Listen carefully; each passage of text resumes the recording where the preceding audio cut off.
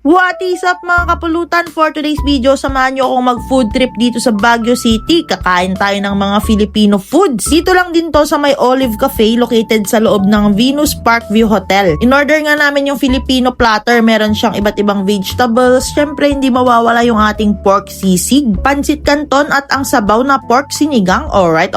Meron din tayong chicken inasal, grilled pusit, lechon kawali at daing na bangus. O diba, nakakagutom at nakakatakam kaya na pang nihintay mo pulutan ng ina mo, simulan mo na. Naggaon na tayo ng sabaw para sa mga makakasama nating mag-food trip. Pag andito ka sa Baguio, hindi mawawala yung sabaw, pampainit ng katawan. Ang lamig kasi ng panahon dito. All in all, nagustuhan ko yung mga foods nila dito sa Olive Cafe, mga kapulutan. Tinikman ko lahat yan, from their pansit canton, daing na bangus, grilled pusit, lechon kawali, at yung chicken inasal. Pero yung pinaka nagustuhan ko at nung mga kasama ko itong pork sisig. Napakasolid nung pagkakatimpla nila, tamang-tama lang yung asim at anghang. Napakamalinamnam. Alright.